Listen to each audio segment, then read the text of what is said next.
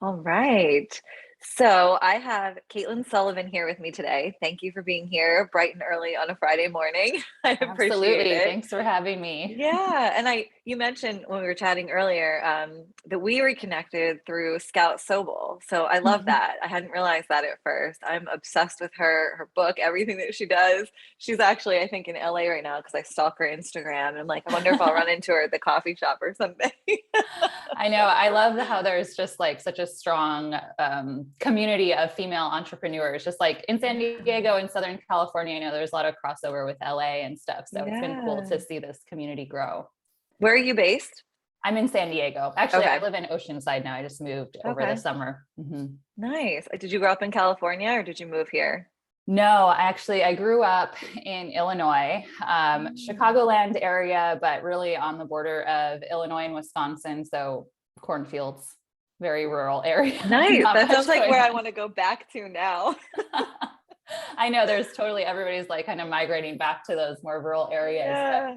it was a Yeah. really nice place to grow up, very picturesque and serene and quiet, I family bet. oriented. What brought you out to California? So my professional ballet career brought me all over the place. From the time I graduated high school on, I kind of moved around a lot every year for about 5 years. And San Diego was one of the first places that I moved to when I was 20. And I ended up leaving with a friend. We got contracts with another company on the other side of the country. And so I kind of floated around a little bit more. And then I ended up getting injured back in the day. I moved back home to Chicago for a while. I Oh, spent 2 winters in the snow and decided I had to come back to San Diego. I bet. Yeah, The was over wind that. there is intense. It's frigid. Yeah. Oh my goodness. How long have you been here? It's been 6.5 years. I think in April will be 7. Time Nice. flies. Do you love it? I do. Yeah, it definitely feels like home here. I love Yeah, the warm weather. I still me catch my breath too. when I'm like driving over a hill and see the ocean. Yeah. It is. It still has that like novelty to it. I've been here for about 8 years now, and I still appreciate it. I don't take it for granted. If I'm driving down the Mhm. PCH or, up in the mountains, I'm just like in awe of the beauty that we have here. Oh, well, that's great. So as a kid, so you were a ballet student, and then you Mhm. became a professional ballerina. Mhm. What kind of injury did you sustain? Um, so I never had, well, at the time, I didn't think of it as a debilitating injury because I worked through it for a really long time. But the first thing that happened to me that really kind of started to derail me and cause some issues for me was a fall in a restaurant job. I was living, the artist life, and I had my side jobs, and I was working in a restaurant, and we were getting close to closing, and was actually one of those like Brazilian steakhouse places. So it was like Mhm. a really big back kitchen, and they would hose down the floor. And I walked out, and my feet just flew out from underneath me. And we were Oh like right in the middle of a no. production too. So I remember just going to rehearsal the next day and like literally not being able to turn my head because I just gotten so compressed with the Oh, fall. And I suffered through that through the end of the production. I think we were doing Nutcracker. So it was like mid-season, and I was unhappy with where I was to begin with. And then the injury just like compounded things. And I mm, decided to move home from there. And that kind of started, I didn't see it at the time, but it was the beginning of me exploring some more holistic modalities and figuring out how to heal myself. But it definitely took a long time from there. yeah. Did you find Pilates as a way to heal your body? Because I know that that's kind of the origin of Pilates through Joseph Pilates. He was, dealing with, I think, back issues, and Pilates had resolved a lot of that for him. Yeah, it definitely, it's funny. Pilates and ballet, I think people kind of have like a connection, and it's typical for like the ballet dancer to become a Pilates instructor after their career or whatever, or like during their career. But for me, I had not had great experiences with Pilates in like during my dance training. I remember I would go to like summer programs in San Francisco, and I went to Winnipeg one year, and we would get these mat Pilates classes that I didn't normally get. And just because of like the nature of it and how different it is from dancing, you feel muscles that it doesn't always feel good the first time you do it. And I think Yeah. I've talked to a lot of people that they've like, oh, I tried Pilates, I didn't like it. Either it hurt or I didn't feel anything. And that was my initial experience with it for a long time. I was like, I don't like Pilates. Like I would go to hot yoga and do that kind of thing. And it wasn't until I got towards the end of my career, because I still danced for a couple of years after I initially injured my back, that I started working out with one of my ballet teachers who was a Pilates instructor. And I finally started to understand the connections that were being made in my body. And I started to notice some differences in like my posture and my balance and those kinds of things. So that was when I was like, okay, there's something to this, but I still, even then it took me like another 2 years to really commit to it. My body kind of suffered even a little bit more. And that's when but at that point I was like, okay, I know what I need to do. I need to go get Pilates certified and figure out what's going on. Yeah. Dive Mhm. deep into it. Oh, that's Mhm. amazing. So what changes have you noticed since you've become more of an expert in Pilates? What changes have you noticed in your own body? So my tipping point, kind of where I decided to get certified, was that by that time, because of the back injuries that I hadn't really taken care of, and just being tall and doing ballet for a long time, I had a very straight neck where we're supposed to have this S curve. And so I was suffering from chronic neck and upper back pain. I was just constantly just so tense. Like I felt like I was wearing my shoulders on my ears all the time. And, that also, if you're really looking into it, is a lot of your emotions too. So I was Mhm. collecting all of that up there, but I had a lot of pain.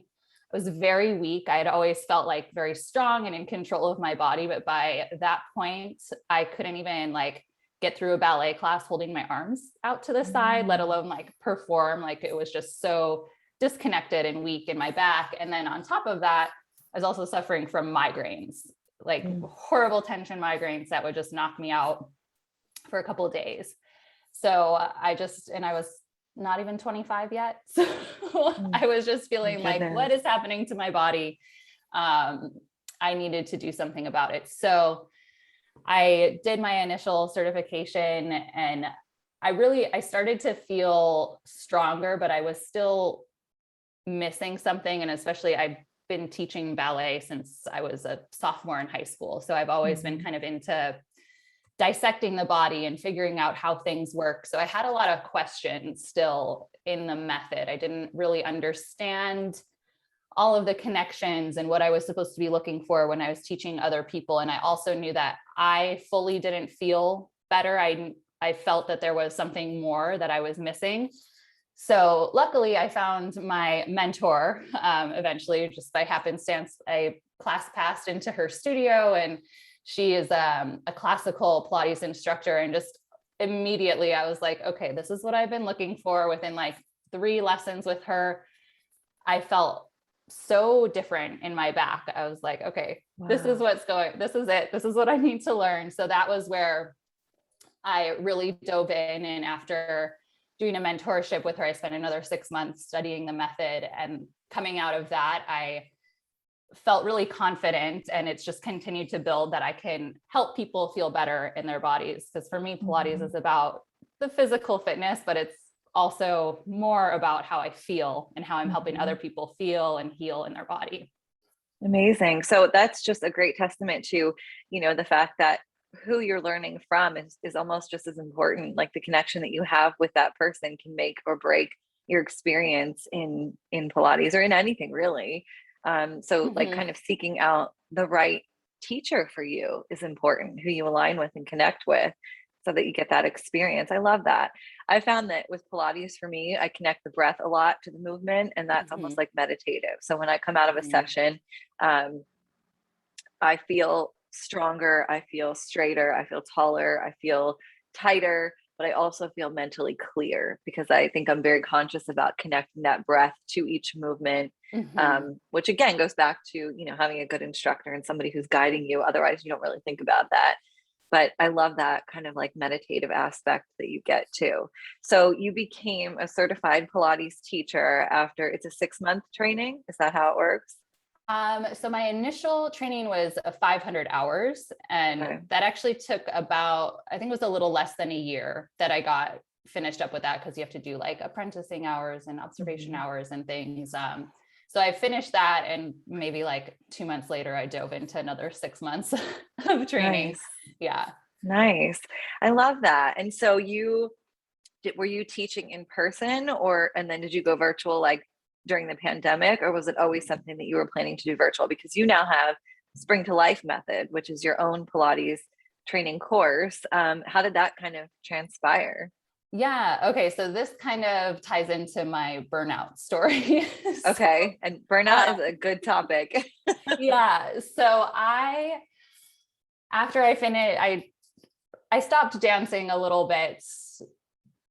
I don't know, I guess to me it was abrupt because I wasn't necessarily planning it or expecting it, but it was just the natural progression of things that had happened in my life. I lost my dad. I was living in a new state, and I was in a new relationship, and I just was feeling really mm, let down by my experience in the ballet world. I had given my whole life to it up until that point, and it was getting to the point where I was just not getting the return on my investment in it. And it starts when it's something so like close to your heart, that really Mhm. starts to wear on you. And I knew that I just needed to remove myself from that situation. So that was good. But then at the same time, I kind of lost my identity.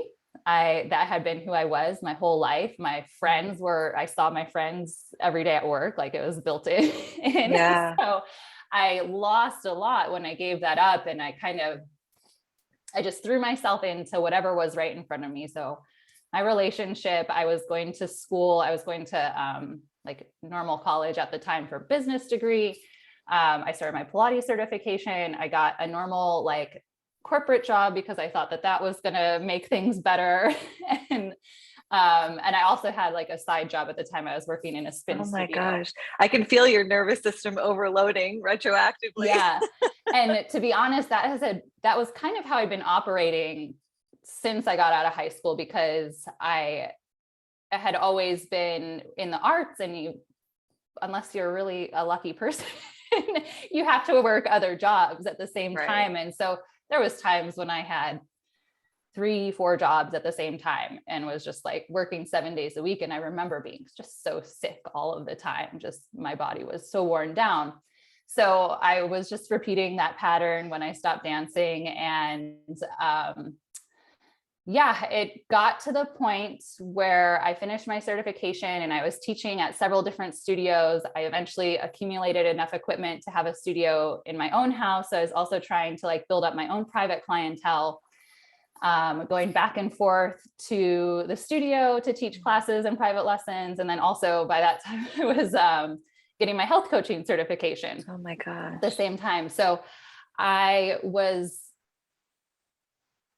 simultaneously like really doing things that I enjoyed, but also like pushing myself to the extreme where it was becoming such a chore to like even get out Mhm. of bed every day and like do it Yeah. over again. So I knew that I wanted to teach Pilates. I was at this point where my boyfriend and I were living with roommates, his sister actually. So it was like family, but it was still too many adults in one place for Yeah. my personal space. And I knew that number one, like we were going to be moving soon. Number two, I wanted my business to grow. So I thought I was going to get a brick and mortar location, move some of my equipment in there, start seeing private clients, and then start health coaching and have my own private practice. And the more I started to think about it, the more I thought about how I was just going to be working forever and ever Yeah. with no break. Yeah. And that was about the time that the world kind of shut down. And I, for the first, like, it felt like the first time in my life could like realize how exhausted I was. And I had been on my healing journey because I knew just from seeing what cancer does to somebody's life, I knew that I had needed to figure out um, how to keep myself healthy, how to kind of cause that ripple effect, as they say, Mhm. in the lives of the Yeah. people that I loved. So that was what I was working on. And the exhaustion made me realize that I was missing a really huge component of it. And I just knew I had to make a change. So at that point, I hired a coach. I had been kind of listening to some different things, and that was like a big step for me to start to realign things in my life. And I had also been getting this nudge that I needed to remove my hormonal IUD, that I needed to get it out just intuitively. And a lot of it was it was because of conversations with my esthetician. I was battling with my skin for so long, and I just wanted clear skin. And I felt like my hormones were a big part of that. And then I started learning about my hormones more. I actually added on hormone health certification to my coaching. And I just saw this path forward where I was like, I haven't been feeling like myself. And I can see all these reasons. Number one, I've been completely burning myself out. But number two, I've been completely ignoring the internal signals. Right. Did you go to the Institute for Integrative Nutrition? I did. Yeah. I was like, I know that hormone class. I didn't take it, but that's great. I love that. Yeah. That's awesome. So you started to recognize the symptoms of not only burnout, but also hormonal imbalance, which go hand in hand, but also if you've got, the synthetic hormones pumping into your body, that could have a similar effect as well. So that's kind of how that you were kind of taking your own health into your hands while educating yourself at the same time.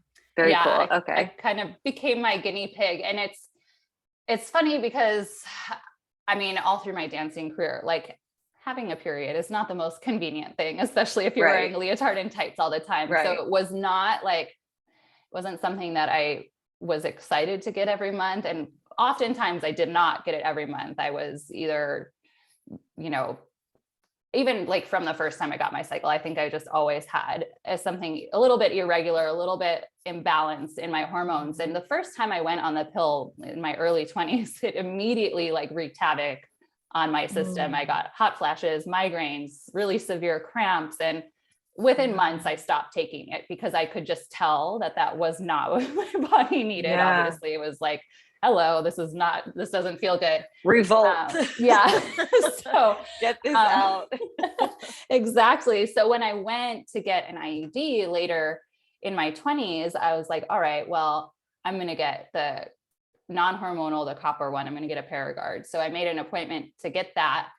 And the day I went in, the nurses talked me out of it because they told me how awful my periods were going to be, how much I wasn't going to like it. I should get a hormonal IUD. And I kind of explained to them my experience with the pill because I just knew that it was something with my estrogen, something with my hormones. And so they were like, well, let's give you this Skyla. It's the smallest one. It's got the lowest dose of hormones. So I went along with it and I had it for 5 years. And I kind of describe it as this slow slide into these symptoms that you experience because you don't really recognize it right away.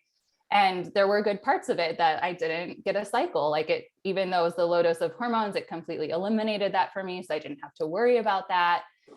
But by the time I got it out, I was having mood swings. I had like zilch libido. I had digestive issues. I was having like acidity issues in my body and my skin was awful. There was just so many things. I was getting migraines and I was so foggy in my brain. I like to the point where I was forgetting to be places.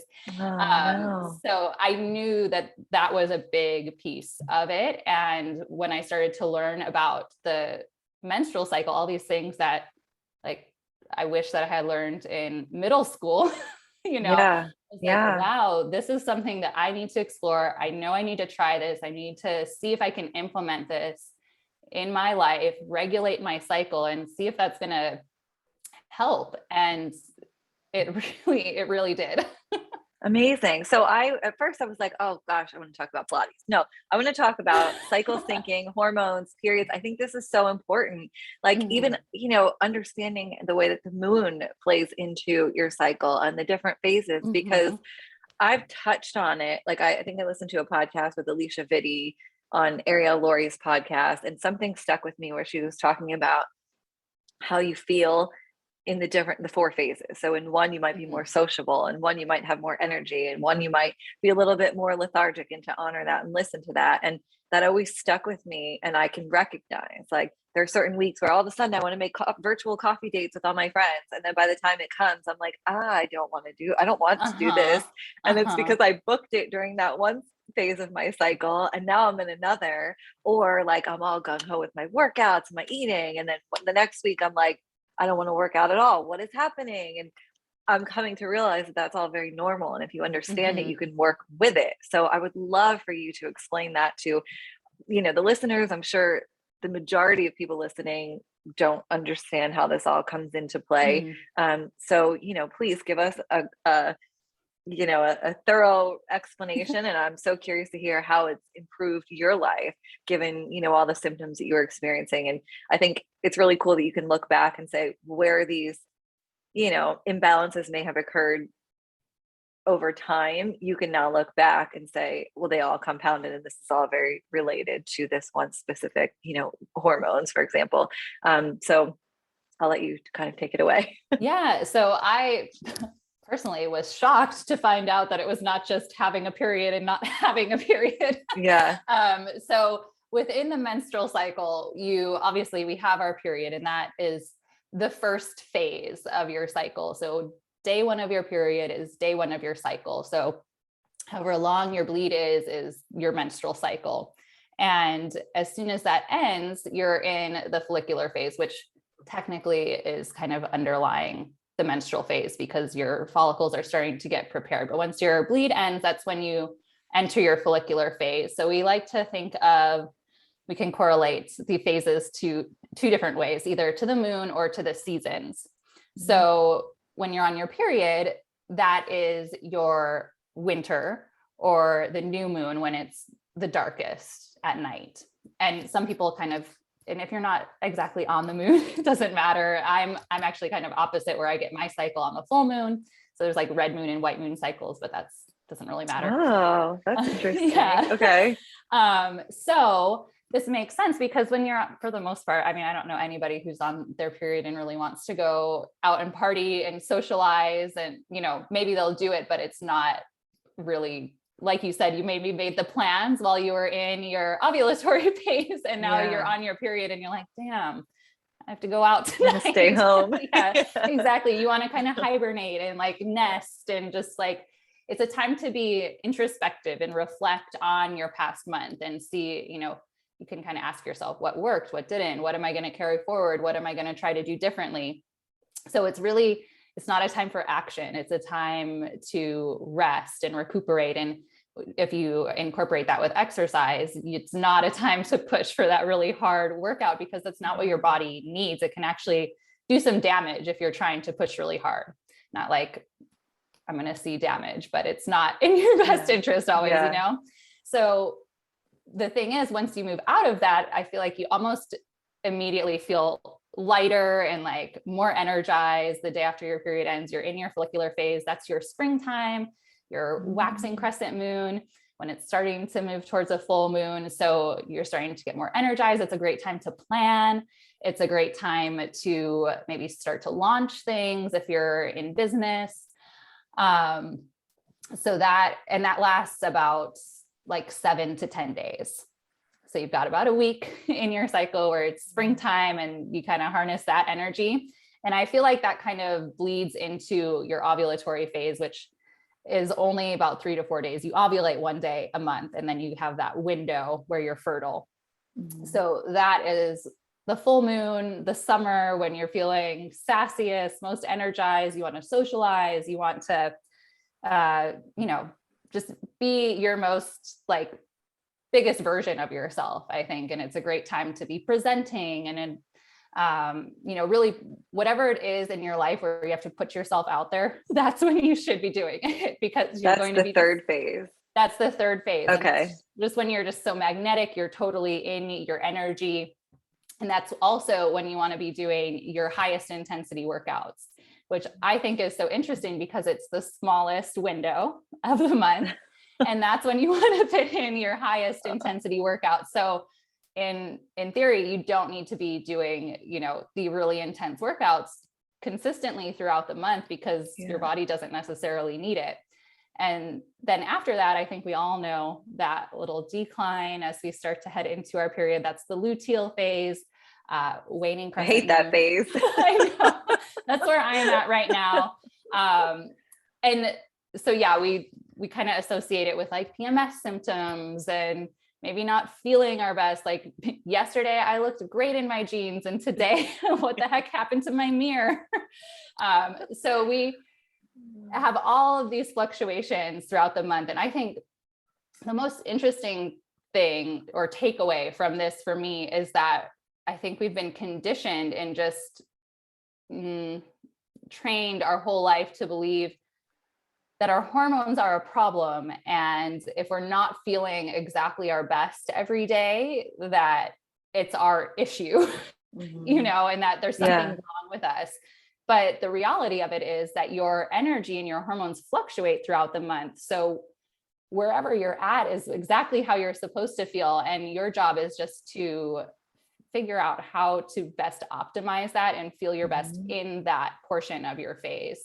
So you're not going to feel like ovulatory phase or ready to go get it every single day, but you have different strengths. Like the luteal phase, for me, I really enjoy it now because it's kind of like, I know there's like spring cleaning, but there's a lot of, in the autumn, you're like preparing for the winter, organizing, you're tying up loose ends. And for me, I just get this really great push to try and wrap things up and tie up all the loose ends and get things in order. So for me, it becomes a really productive time of the month. And then as long as you're able to manage your PMS symptoms, which really, like, we don't want to be having too much PMS symptoms. That's a sign from our body that something is going on. So that's when we can kind of look inward and, you know, see, is there something I can be eating? Is there a supplement I can be taking to help balance this out so I don't have like a crazy mood swing or get horrible cramps? And then it all starts over again. And what would you recommend? So for me, I've always been really lucky in that I don't get like severe cramps. I don't get like, I don't have those symptoms, thankfully. Like I've had friends who need heating pads and they can't get out of bed. And I'm like, oh, that must suck. But I hate everyone. Like everything makes me so angry and irritated. And I'll have that day and then I'll immediately go check like my tracking app. And I'm like, that's exactly what I thought. Now my husband will even be like, so you're getting your period in like 6 days, huh? And I'm like, no, fuck you. What are you talking about? And then I look and I'm like, yep, you're absolutely right, you jerk. You know? I know, isn't it annoying when they're right about that? Yes. Like, how dare you? But what can we do in those instances? Like, what can you, if you kind of, you know, like I do have the tracking app. I've used it for years. It's very spot on. I can trust it and rely on that. If I wanted to be proactive so that I don't rip people's heads off, how can I kind of balance that by eating? So I think there's a couple things. So number one is just noticing your nutrition. And I know you're a health coach, so you know all about the clean eating, but taking that not a step further, but maybe tweaking it a little bit so that you're eating seasonally. So for me, when I'm in my luteal phase right now, I cannot have a smoothie for breakfast. Honestly, it's too cold outside for me to have a smoothie at all right now, but that's not what I want for breakfast. Even before the weather started to turn, that's when I want to have like oatmeal for breakfast or like some warm, like peanut butter, avocado toast, that kind of thing. Yeah. And you really do need more calories during this time too. Your body is ramping up to do a really big job of shedding your uterine lining. So you do need the more calories. So I think a big thing for women to know is that if you have a bigger appetite, that's not a bad thing. Like, I think part of my mood is if I'm not able to keep my hunger, you know, satiated, then that's going to be one thing against me for my mood, because I think we're similar. I don't have bad cramps or anything like that, but I definitely noticed a shift in my mood. I saw a funny reel on Instagram from another coach that was like, do you ever wake up in the morning, just feel like being a bitch? I know the feeling, but that's only for like 2 days.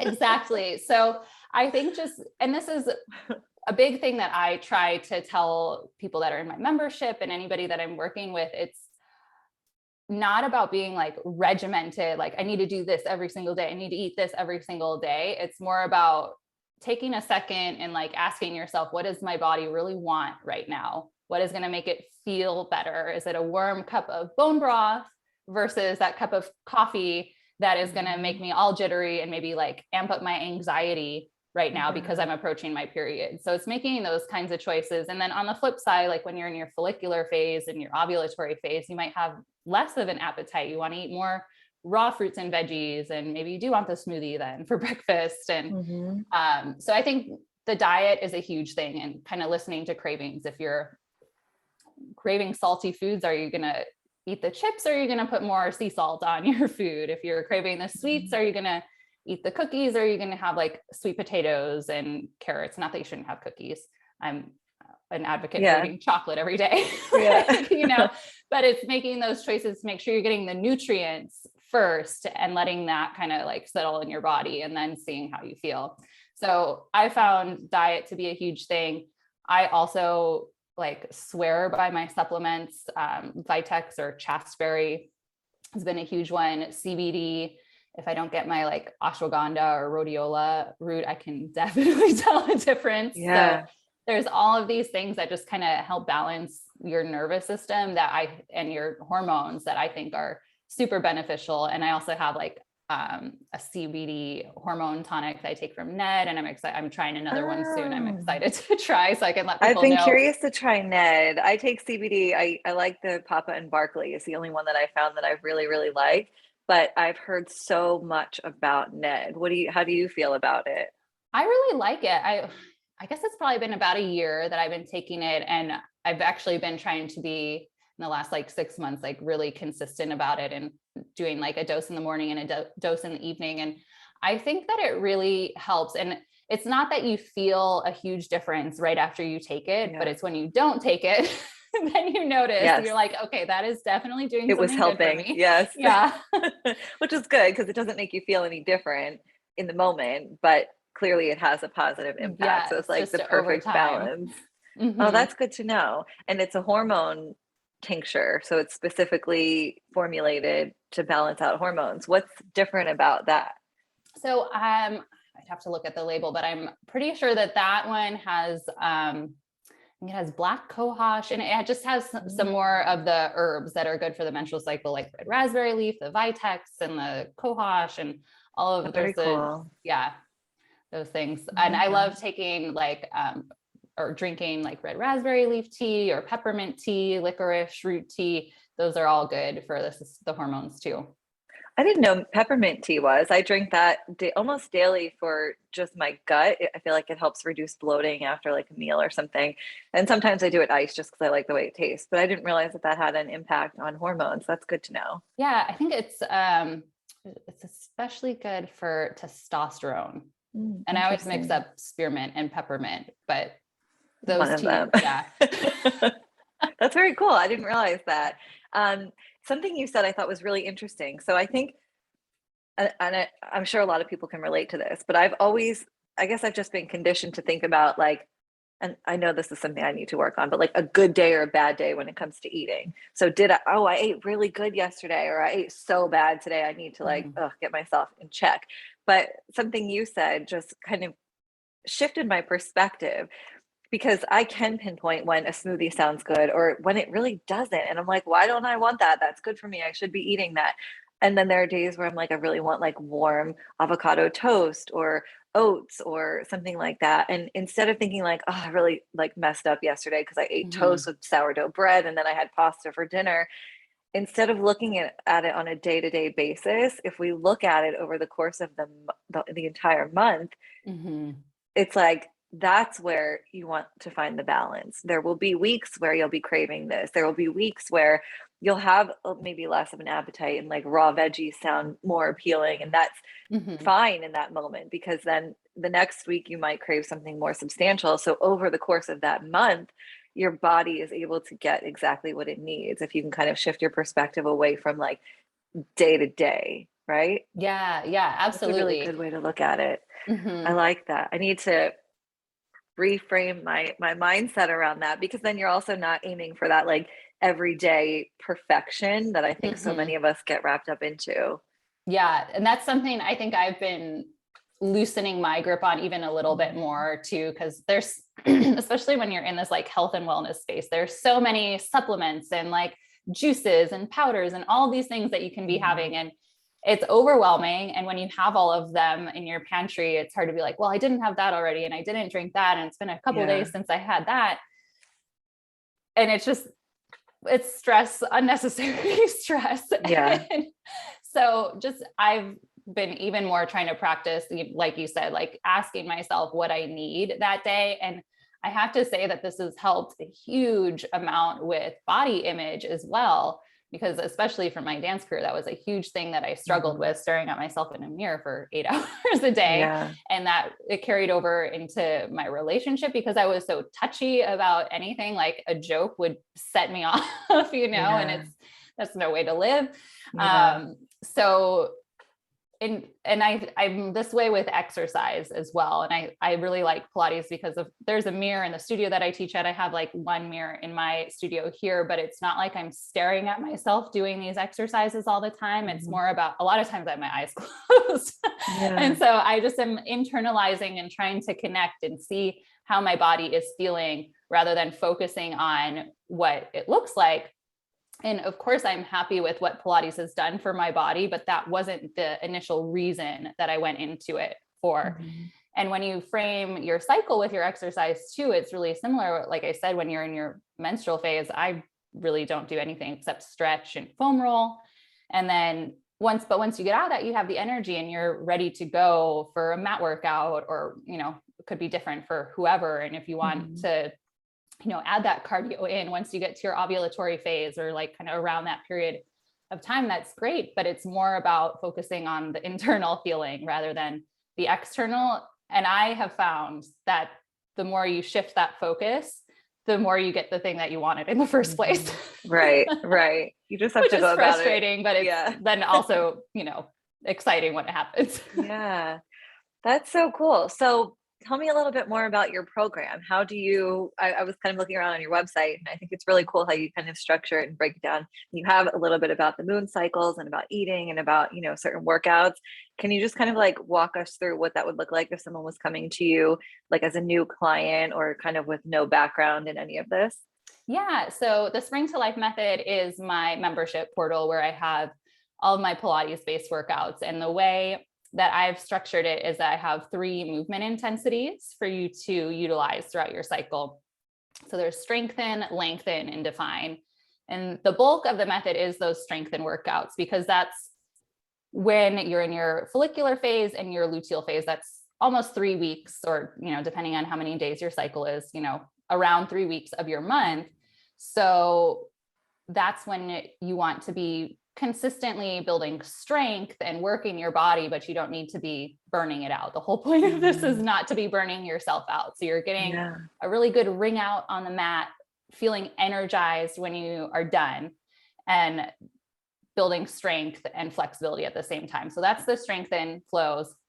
The define flows are plopped right in the middle for the ovulatory phase. These are Pilates based circuits. I have a little bit of dance cardio in there, and then like some mini flows that you can kind of build together to make your own circuit if you want to.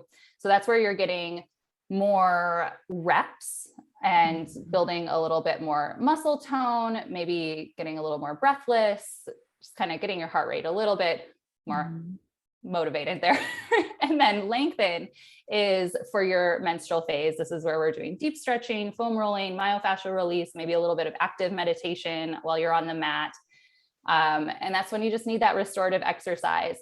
And so I have that, they're structured so that you can fit them into your cycle, but it's also, like I said, you ask yourself every day what you need. So if you feel like you really have energy to burn, then, you go for that defined Pilates circuit. But if you did a really hard workout yesterday, even though you're in your follicular phase, you might want to do a lengthen flow and stretch it out. So it's really about getting intuitive about what your body is asking for every day. So that's the membership where people can kind of go in. There's like 140, 150 videos in there now that they can navigate and play around with. And I also teach 2 live classes a month on the new moon and the full moon, or around the new moon and the full moon. Oh, cool. Yeah. And I try to honor those like energy flows. Like new moon is almost always a lengthened flow. We just kind of zen out on the mat, and then Yeah. around the full moon, we do something more energetic. I love that. That sounds amazing. I was doing there was something, I don't know if you follow the To Be Magnetic coursework, Lacey Mhm. Phillips, and she has the new moon workshop meditation. And part of it was like moon bathing. I'm like naked up on my rooftop, like like I'll do whatever I I have love to that. do. Well, and that's actually something really kind of going back to cycle syncing. If like me, I had to regulate my period once I got my IUD removed, and there's a lot of people that have irregular cycles. So if you are like, well, I would love to do this, but I don't have a cycle, I don't even know where to begin, you go with the moon and you say, okay, the new moon is today. I'm going to use this as my menstrual phase and start to move through the month this way. And when it's the full moon or anytime the moon is out, it's a great time to go moon bathing and just Yeah. get in that energy. Very Yeah. cool. Yeah. And it's, I guess that's somehow tied to the fact that when, like, I know when I'm in an office and I'm working with other women, over time, our cycles definitely sync up. That's always happened. Mm-hmm. And, it's, we joke or, about it. It's kind of funny, but why is that? Like, how is that tied to, like, how does that happen? I haven't looked into the science of this for a while, but I remember when I first was the first time I had roommates, I wasn't even 20 yet. And I still I had not a great relationship with my cycle, but I was living with another girl. And we also had this other best friend that was over all the time. And we were totally synced up. And I thought it was Yeah. really cool, but I had no idea about it. But it's just, I think your pheromones and just kind of being on that same wavelength. And, if you can sync with the moon, there's that magnetic, like energetic, well, gravitational Yeah. pull, So I think it's related to that. I should look into that more. Very interesting. I know I'm fascinated by all of this. And then it ties into like the tides and the way that the moon Hmm. and the gravitational pull brings the tide in, brings the tide out. It's very interesting. Well, and that's the Um, thing. If the moon can change the tide, it can definitely change like the yeah, amount of water in your body. It can push that around. yeah, yeah. Which were what, 70% Hmm. water? It's really cool. Okay, so back to your membership, which I think is really awesome, and I think I need to join it. What do you go into also like foods, like eating seasonally and like suggestions for that as well? Yeah. So in the membership, I have a kind of a mini cycle syncing guide to get you started off. And there's a little bit of recommendations regarding foods and like nutrition in there. But for somebody who is really new to all of this and like just starting out, I'm actually releasing a program in January that's going to be a Spring to Life 101, where you can go through basically either starting on the first day of your cycle or with the new moon Mm. and get familiar with the menstrual cycle, how your energy ebbs and flows, what kind of things you should be prioritizing in your diet, in your lifestyle, what kind of toxins you might want to be removing in order to create the best environment for you. And then also, of course, the movement that takes you through each phase as well. So that's going to be a little bit more in depth and have more information on nutrition and, like I said, like lifestyle and Mhm. all the so many toxins around us, things that you might Yeah. want to be avoiding. Um, all the things that helped me get in alignment with my cycle that I want to be able to share. So that's going to be a little bit more in depth and like a self-guided program that will be Mhm. available in January. Very cool. That's awesome. How has your life changed since you've been able to balance your hormones and kind of, prevent burnout? What have you noticed in your own life? I think the biggest thing is just having a little more grace for myself Mm. and knowing that like each day what I'm doing is enough and I'm exactly where I'm supposed to be in my life, in my Yeah. cycle, and just kind of having some acceptance of that. I think that's been a huge thing. But the other thing is that I don't just, cycle sync my exercise and my food. I've been able to apply this to my business. I mean, my business is about cycle syncing, but Yeah. on my end, on the back end, how I structure and plan things is around my cycle. And I struggled and like did a little grind against this for a while because I Mhm. still felt that I needed to be producing and putting things out for, you know, the audience, the people, my Mhm. clients, whoever. So I would, at the beginning, really push myself to do a hard workout when I was like 2 days away from my cycle. And then I would flare up an old injury and just, wasn't feeling great. And I got to a point where I was like, okay, I need to walk the walk. I need to talk the talk that I Yeah. am talking here. And since then, it's been a while now that I've been really, I don't want to say strict with myself, but committed to, structuring my business this way. There has been so much more flow in my life. It's just so much easier to say, okay, this week I'm in my luteal phase. I need to organize my office. I need to organize all of the files for my new program. I need to respond to all the emails and empty my inbox. And then next week I'm going to have my period, and I'm going to take this time to reflect on the work that I've done and see what else needs to be done. And I'm not going to stress myself out about starting it right away, because I know that I'm going to have the energy in like 3 more days, So it's just kind of and then also trying to plan, okay, I'm going to be presenting this workshop. Let's try to make sure that it's somewhere around my follicular ovulatory phase of my cycle, so that I don't plan it when I'm excited about it. And then I get there and I'm on day 1 of my period and hate everyone. Why did I do this? That's awesome. I love that. That is so cool. And it just makes so much sense. And it's just such a beautiful thing to be able to like work in alignment with your own natural inclinations instead of working against it. Where can everyone find you? I am like ready to sign up. Where can everyone else sign up if they've, awesome. Resonated with some of this? Yeah. So I'm on Instagram at Spring to Life Method. That is where I share most of like what I have going on. If you want to stay really up to date, you can jump on my newsletter list, which is available there. But then through my Instagram, you can find my website. It's springtolife.co. And that's springtolife.co. So that is where you can join the membership. And then I also do still teach some private lessons. If you're local to San Diego, I teach in person on Wednesdays. I also do virtual private lessons. And then also I said in January, I'll be launching that 101 program, and also very limited one-on-one coaching to help with burnout and cycle syncing as well. So lots of exciting things coming. That's great. And I'll link all of this in the show notes as well. So anyone who's listening, if they didn't catch that or need to come back to it, I'll make sure everything is listed out so that they can reach you and connect with you. And this was so informative. I just think this is so cool. I feel like, for the most part, I'm pretty knowledgeable when it comes to health and wellness, but this area is something that is a little bit newer to me. And I think it's just fascinating. And so I thank you for sharing your expertise and, your story and being vulnerable. And I think it's just been great. It's been very beautiful. Thank you. Well, thank you so much for having me. And I also would love to share a code with you for your audience to get 50% off my membership. And then I think it'll also work for the 101 program when that launches too. Wonderful. Oh my gosh, you guys have no excuses now. If you're a female, you need to get on this. 50% off. Okay, we'll do it together. Awesome.